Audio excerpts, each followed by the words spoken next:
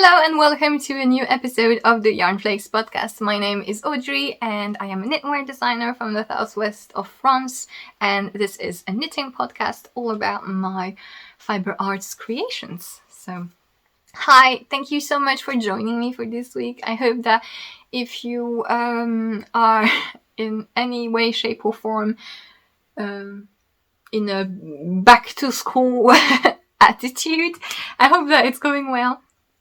And yeah, I have an episode for you with a few varied things to show.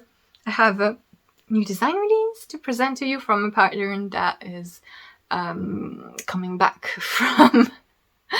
from nowhere. And I have a new work in progress. I have a pattern that I need to present to you that has been published in Making Stories magazine. So I will as well show you the magazine. And at the end, I have a couple of announcements to make as well, more like administrative type announcements. So, yay! I will start right away. You can find timestamps to all the different sections of the podcast in the description down below. So if you want to skip anything to find a project in particular, feel free to look at that. I also put links to everything that I talk about, as well as my social media and my patterns for sale on Ravelry, Payhip, and Lovecrafts, as well as my Patreon page, because that's it. 2021, everyone has like an aura of 25 links attributed to their person, so that's what we're doing. I am going to start with a new pattern release, and I am both very excited and a little bit unsure about this design. I have published the Eidola Shawl on Ravelry, and here it is. So I'm going to try to climb on this to show you the whole thing. So yay. So this is a shawl that I knitted quite a long time ago. I knitted it in January, February, and I showed it to you back then. But when I finished it, obviously it was a bit out of season because I finished it in February. And so if I had to test it, it would have been released in like spring or summer. And it's not very appropriate for that season, right? And yes, so this is a shawl that sort of started my love for intuitively designed shawl with a bunch of different textures and a bunch of different colors. So it's an asymmetrical triangle that you start here at the tip and you increase continuously on one edge, and on the other edge you have edge, not hedge. On the other edge you have a I-cord border. So it is knitted in Aran weight yarn, so it's a big baby. It's a thick, large shawl, although you can absolutely knit it in DK weight if you want a smaller shawl. But yes, I used Hillesvag Varde. So Hillesvag is the Norwegian yarn mill, and they have a variety of different ranges. The Varde one is the Aran weight yarn. I don't remember if it has 150 meters or 200 meters per 100 gram. It's a bit confusing. I don't remember. The thing is, it's a very beautiful, woolly, natural yarn and non-superwash. And usually they tend to have a meterage to weight ratio compared to their gauge, like to the general gauge you knit them out. That's a bit weird. So I don't remember the meterage. But it's an Aran weight. And it's gorgeous, and I love it. I love it. If you are in France or in Europe, Laine des Îles is the shop that I bought the yarn from. They carry a lot of different yarns from Scandinavian countries as well as Britain yarns. And yeah, so I do believe they ship throughout continental Europe. So yeah, this is Varde in 4 colors. The colors have numbers, but I don't remember them, so I will list them below. Obviously, this is like the burgundy, you have the rust color, you have this grayish brown, and then you have the green here, ochre green. And I'm sorry if you hear some muffling and banging at the doors. I feel like I'm in a zombie movie. No, I hate zombies. I'm so tired of zombies and vampires. But you know, like every zombie movie, people are trapped and the zombies are like pushing at the door and trying to get in. That is what my dogs are doing at the moment. So I'm sorry if you hear any snoring and muffling. But these are the colors that I used. And so the point of this shawl of Eidola was to design it in a bit more intuitive manner. So I did not have a plan throughout. Basically what I did is that I picked a motif, a pattern, a texture, and I just knitted it until I wanted to change. And then I moved on to the next one and figured out at that moment what I wanted to do. And so this meant a lot of ripping back the different sections. At least each section has been knitted and frogged and reknitted at least 3 times in order to get it right. But it was really fun to design because it felt so organic and intuitive, and just making things flow and figuring out what I wanted to do. It's super fun to knit, basically. You never get bored. You start with... So I'm going to list the sections. It's going to be a bit long, sorry, but you got to do what you got to do. This is like a checkered knit purl squares texture. This is a brioche type of, a tuck stitch type of motif, basically. It has one tuck stitch, but it's a tuck stitch that you work on several rows, meaning that you slip it and yarn over on several consecutive rows before catching it. And it's a 2-color one, so it makes those nice squares. One, and then you have the lace portion, which is a very simple eyelet lace that makes these zigzag motifs. Then you have a textured ribbing with some twisted ribbing and a knit purl line here. Then you have another one of the tuck stitch motif like this, but this time it's longer and it's with 3 colors, stripes of 3 colors, which are also playing a little bit with purl bumps, so it makes like a tweed effect. I really like that motif. I think it's one of my favorite of the shawl. I really like it, and it's very squishy. I kind of want to use it for a cardigan in maybe different colors, but that one is really fun to knit. Then you have garter rib section. Then you have a slipped stitch, seed stitch. So you have like little bubbles of the 3 colors that are made in this thin band by slipping stitches. Then you have proper bubbles, stockinette with bubbles that are made with slipping stitches here. And then you have the second to last section of the shawl. It's actually like these 2 parts are the same motif, which you can see, which are basically floats that are carried on the right side of the work and that you catch up at some point. And it's a really pretty, it's a common motif, but I really like it. I find it really pretty. And then you finish with a thin band of the lace again, and you bind off in I-cord. So you continue the I-cord from the edge and you make the bind off in the contrasting color. And that's it. So yeah, that's Eidola. I hope you like it. It's really fun to work. You can have a look at my testers project because they all used very different types of yarn and colors. And what's really fun with this is that it's not complicated. So the pattern has charted instructions as well as written instructions for every motif. So if you're not comfortable reading charts, you can go on the written instructions. And I also made some videos for the tuck stitch here, just in case you would like a visual explanation of it. And each repeat, each motif is made of a very few stitches and rows. So they're short repeats, like mostly like 5-ish stitches and just a few rows. So it's very easy to memorize, and basically it would help you get familiar with a bunch of different techniques. And as soon as you start a section, you just work a couple of repeats, and then it gets completely intuitive. And the motifs also are quite visual. Like, for example, here you can see the lines that you're making. It's kind of like ribbing.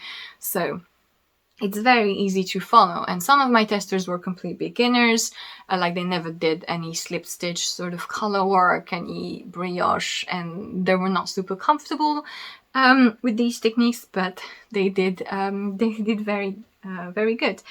And basically the longer motif is actually the lace. That's the one that's the biggest. And as you can see, it's fairly intuitive as well to figure out where you need to go.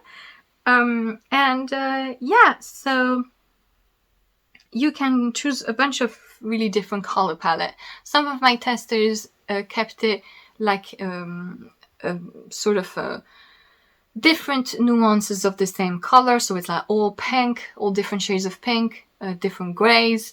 And other people went for a soft contrast, or other people went for a sharper contrast. You can make it as easy to wear or as not as you want. If you want to be like the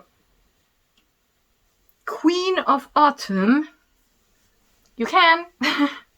Yeah, some of my testers versions are also very spring-like, so it's kind of funny. And so like I said, mine is knitted in Aran weight, so it's very big, and it's very much like an outdoorsy sort of blanket thing. And you can also make it smaller if you want by using a DK weight, for example. But I hope you like it. I really do. It was very fun to design and to work, but yeah, it's a bit of a I don't know. I've never released a pattern that's so multi-textures, so I don't know how people will enjoy it. I really loved doing it, and I basically only want to design this type of shawls all the time. So yeah, I hope you enjoy it. Like I said, it's available on Ravelry and Payhip, and if you like it, there is 15% off on Ravelry until Sunday for the release with the code Eidola. Everything is written in the description. And maybe I should show you the wrong side. I always forget to do this for shawls. But yeah. Fun fact, this is actually supposed to be the right side of this motif, but it's just bland stripes, so I kind of preferred this one. But yeah, this is how it looks. Basically, you have the floats here for the bubbles, but if you use a woolly yarn, well, they pretty much stay like this. And yeah, this is how it looks on the wrong side. It's pretty flat, so, and since there's a lot of ribbing, it's rather reversible as well. So yeah, that's it for Eidola. And I have the impression I forgot something, but I don't think that I did. So yeah, I hope you like it. And this sort of autumnal beast of a shawl. Yeah, so I'm going to move on to a work in progress, which is... I'm coming. Jesus, just wait a little bit. Can't work in this house. It's like, seriously.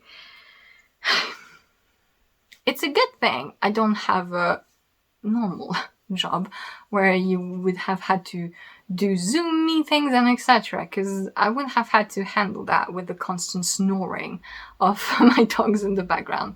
That would have been horrible.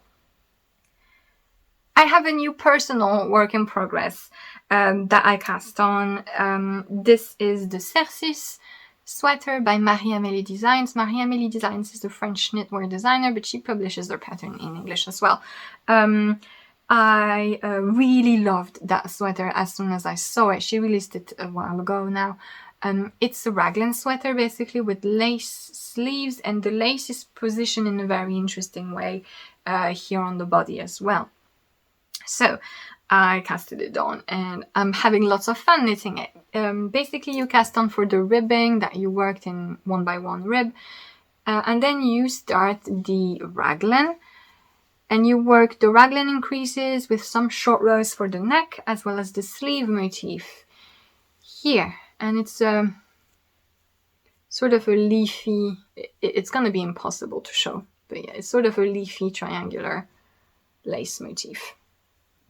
And this is really fun to work. It's not complicated by any means. I was thinking as I was doing it, and it's a topic that I find really interesting, is how to gauge difficulty of a design, of a pattern, of anything really. And it's a bit difficult because I don't think that sorry, I have a cat in my throat. I don't think that knitting wise there's anything that's really difficult. I mean, in terms of manipulations, there are some things like handling your tension, etc. But as soon as you get the hang of one type of stitch, it's pretty much okay. And so I think the difficulty lies more in the amount of attention you need to have, the focus that is required to work a certain design. And that is a bit difficult to say for me, because I feel like the amount of focus you need is very personal. It's gonna depend a lot on your surrounding, obviously, if you're like with kids or everything, or if you are able to like close yourself alone with a noise cancelling headset, like go away, leave me alone, I'm knitting. That's a very different type of situation, right? Hold on, I need to move, like if you're being bothered by dogs, for example. But yes, and it's also very dependent on how you memorize things and how you learn them. And I was discussing this with several people, mainly for one of my design test knits, and yeah, I realized there's mainly like two big ways of memorizing a knitting pattern. Some people like to, they look at like one row and they're gonna learn the repeat. It's gonna be like knit 7, yarn over, decrease, and they're gonna repeat that in their heads. And I don't do that at all. I actually just look at the drawing on the chart and then look at my knitting. And maybe it's a little bit more intuitive with color work, because like, for example, if I look at the color work design and I see that it makes a certain shape, like say it's like a T, well, I'm gonna see when I reach that bar on my knitting, and then I'm just gonna make the T and make the tea, spill the tea. But yeah, and I don't say in my head the numbers of stitches. I don't look at the specific row and I don't look at the specific stitches. And obviously it depends on the pattern and on the chart, because some of them are not as visible. It means that for me, I'm very dependent on the fact that I need to be on the right side. Like, I don't need to be. It's not difficult to work back and forth, even color work, but it means that I need an extra step and I can't work as intuitively as I do when I'm on the right side. It's not difficult, but it's just a little bit more smooth when you're on the right side all the time. And it's also why a chart needs to represent the right side of the work for me. Like, I strongly believe that there's no rule, there's no right or wrong thing to do in knitting. However, having a chart that does not represent the right side, I do believe that's the wrong thing to do. And I had some testers who learned, I think it's a very French thing, because I've never seen that ever, even in older stitch dictionaries. But I know that all the French knitting magazines have their charts representing like not changing the symbols on the chart when they're read back and forth, right? So when you read the chart back and forth, one symbol is going to mean two different things, whether you're on the right side or the wrong side. And some French magazines don't do that, and I think that's terrible. Yeah, it's just that the thing is, if you look at the chart that way, it's gonna look like, for example, a garter stitch, because it's gonna make lines, but actually it's stockinette that you need to do. Or it's gonna look like seed stitch, because it's gonna be like a dotted thing, but actually it's ribbing that you need to do. And I think that's really bad because it's it forces you to look row by row, stitch by stitch, and to memorize in a certain way. And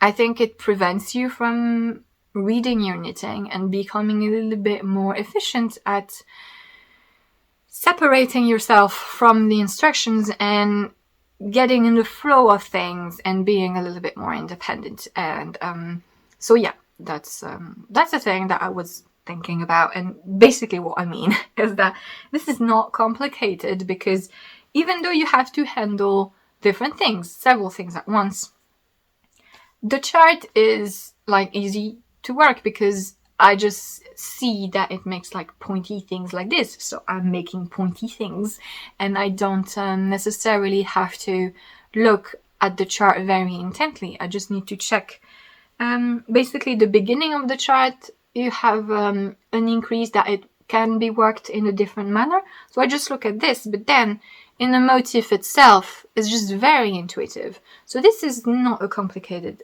design to work for me, and it doesn't require much attention once I have set up the motif. So yeah, it's just some things I was thinking about. I think it's very interesting. I absolutely love seeing how different people learn, how different people memorize things, and it's really helpful for me to discuss with other people who have different ways, because it helps me a lot with pattern questions, right? Because sometimes I'm gonna have people coming asking, like they're having a difficulty with one design, and they're gonna say, I don't understand, and just I don't understand. I'm like, I don't understand what you don't understand. So the fact that I get to talk with different people about the ways that they understand something and how they make it work. Are you kidding me? It's 9 a.m. mosquito. Go away. Oh, seriously. So sick of mosquitoes. We have really nasty, aggressive mosquitoes here. And I can hear you. And yeah, basically having a spectrum of different people, it really helps me rather than just being narrow-minded in my own thing. So yeah, if you, I'm really curious to see, how do you personally like memorize things? Do you have that little song in your head that's like, if you're knitting colorwork, for example, it's like, okay, 5 white, 2 blue, 1 white, 3 blue. Do you do this, or do you just look at the general drawing and just go with the flow? Yeah, I just think it's very interesting how differently we work. But yeah, I'm using Les Petites Potions, which is a French indie dyer that's local to me, BFL yarn, so it's a pure BFL fingering weight in her Untitled colorway, and it's not as blue. It looks very blue on the camera, but it's actually more greenish, a bit like my shirt. It's like a proper teal greenish color, and it's absolutely beautiful. I really love it. So the pattern is planned for either short sleeve, elbow length sleeve, or long sleeves. I'm a rebel and I want 3/4 length sleeve. I looked at the pattern and it should work well with the lace repeats, so that's what I'm going to do. And I just think it's gonna be such a nice flowy blues-like type of sweater, and yeah, really looking forward. I'm almost done with the raglan. I think I have like 14 rows left of the raglan, and looks a bit short. I haven't checked my row gauge. I need to do that, I think. Actually, no, I'm lying, because I have 14 rows left of the raglan section that I'm in, and then there's another one. So actually, I'm done. It's fine. But yeah, that is one of my personal work in progress at the moment. And yes, so that's it for that. I finally wanted to present to you Making Stories issue number 6, because I'm very happy and lucky to have a design included in this issue. And so Making Stories, if you don't know, it's a knitwear, independent knitwear design magazine that is what's the word I'm looking for? That is made by Hannah-Lisa Afrikamp and Claire Walls, I believe is her name. And yeah, I'm very lucky. This is their autumnal issue. It's coming out now.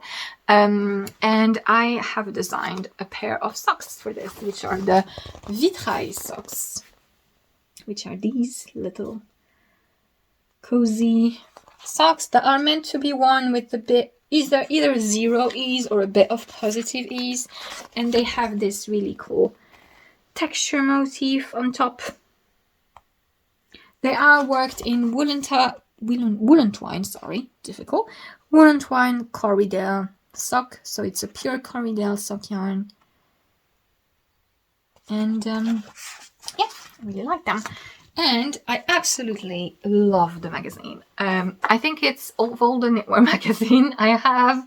I think this is like an issue that is absolutely perfect for me. It feels like everything is my taste. I love all the designs in it. It's textures and color work, and it's just perfect for me. I wanted to show you a few of the designs. I really like the cover design. This is this color work with bubbles yoke. I really, really like this one. I also really like, there's like a T with the lace panel on the front. That's really sweet as well. Really like this one. I need to isolate my favorite one because I want to show it last. And there's the shawl by Fiona Alice, which is a designer I usually really like. I need to knit something from her. But she made this really cool shawl with the little tassels here. And this looks like a great relaxing texture to knit. I really like that. And there's a lot of pairs of socks. So that's something with Making Stories that I appreciate, is that they do have nice editorial content, like essays on crafting. Sometimes there's gonna be like drawing art. Oh my god, illustration. Got it. Illustrations or things like this, but they're very hyper focused on the knitting patterns, and I really like that. There's lots of pictures in there, and there's also a lot of accessories compared to other publications. So if you're not a garment knitter, or if you really like to knit accessories, I think Making Stories does a really great job of featuring a lot of socks, a lot of shawls. It's great. And they have this pair of colorwork socks as well here, which mixes colorwork and cables. And it's really clever and cool. And I think that's great. And my favorite, it's this colorwork scarf, which I'm absolutely loving. It's so nice. And it's a colorwork full-on scarf, but it's a geometrical motif, so it's like intuitive as well to work. I really like it. That's my favorite of the issue. And it's kind of hard because I like everything. Like there's other sweaters, there's another pair of socks, there's another scarf. I really, really like the issue. It's great. And yeah, so it should be available through several stockists now. And yeah, If in case you're wondering if the patterns will be available individually, yes, they will. In a few months, the patterns will get back to the designers. So, yay!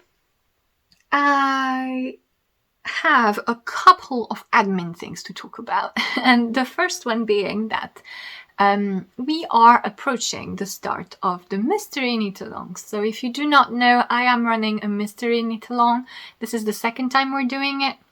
It is a colorwork Mystery Knit-along. It's a colorwork KAL, and it's the Sypha KAL, and it's about an elemental theme. So in case you would like to check out the design, if you haven't seen it, you have the pattern pages with all the information on it. There's also clues as to what the style of the colorwork is, etc., if you want to get a rough idea. And I also made a video on YouTube here, in case you haven't seen it, presenting the Mystery Knit-along, explaining to you what the Mystery Knit-along is, in case you don't know.